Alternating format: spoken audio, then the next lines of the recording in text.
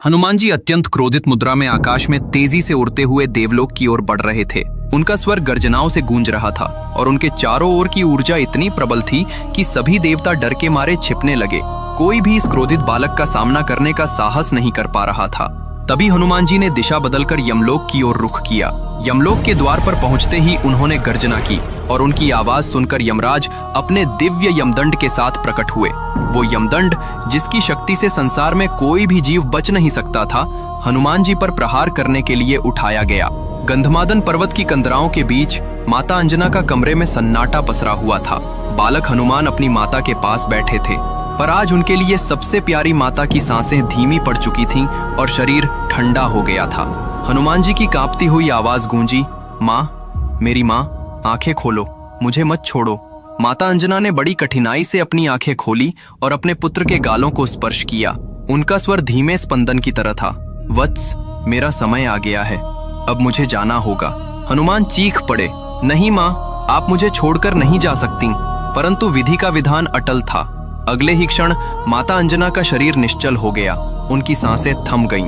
ये देख हनुमान की आंखों में प्रलय की ज्वाला उठी। उनका शरीर अग्नि की लपटों की तरह तपने लगा। उनके भीतर का रुद्र जाग उठा और उनकी एक चीख से संपूर्ण ब्रह्मांड कांप उठा। किसने मेरी माँ को मुझसे छीनने का साहस किया? कौन है वो जो मेरी माँ को ले गया? क्रोध और पीड़ा से भरा हनुमान खड़ा था। अब वो केवल बालक नहीं बल्कि महाकाल के रूप में प्रकट हो चुका था। उनके भुजाएं फैल गईं, आंखों से बिजली के कौद निकल रहे थे और उनके शरीर का तेज सहस्त्र सूर्यों को भी फीका कर रहा था। हनुमान जी गर्जना करते हुए कहा, यदि मेरी माँ नहीं है तो ये सृष्टि क्यों, ये ब्रह्मांड क्यों? कौन है मृत्यु का स्वामी? अगले ही पल उन्होंने पृथ्वी से इतनी ऊंची छलांग लगाई कि आकाश फट गया। उनकी गति प्रकाश से भी तेज थी। उन्होंने बादलों को चीरते हुए देवलोक की ओर बढ़ना शुरू किया।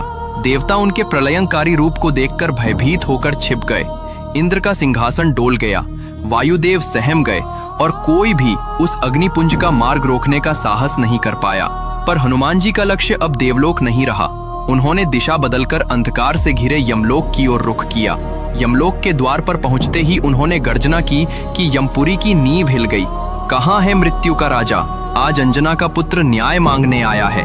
उनकी ललकार सुनकर यमराज हाथ में अमर यमदंड लिए अपने भवन से बाहर आए।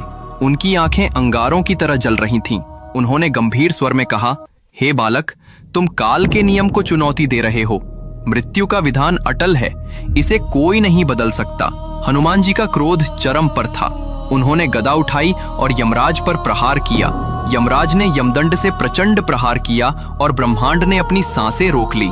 जिस यमदंड के स्पर्श मात्र से प्राणी मरणासन्न हो जाते थे, वो हनुमान के वज्र समान शरीर से टकराकर निष्प्रभ हो गया।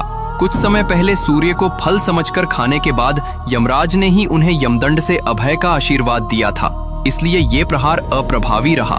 हनुमान जी ने कहा, मुझे मेरी माँ वापस दो। पर यमराज के मना करने पर हनुमान ने गदा से ऐसा प्रहार किया कि यमलोक की धरती कांपने लगी। तीनों लोकों में हाहाकार मच गया।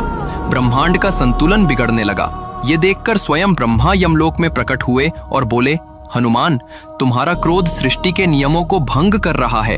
हनुमान ने उत्तर दिया, मुझे मेरी माँ चाहिए, मेरी माँ वापस करो, मैं चला जाऊंगा। ब्रह्मा ने कहा, ये सृष्टि के नियम के विरुद्ध है, तुम वापस जाओ। हनुमान जी अत्यंत दुखी होकर जोर जोर से रोने लगे।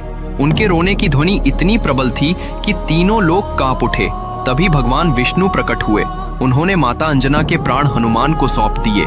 जैसे ही माता अंजना के शरीर में दिव्य प्राण लौटे, उनके मुख से पहला शब्द निकला, हनुमान। उस शब्द ने हनुमान जी के क्रोध को शांत कर दिया।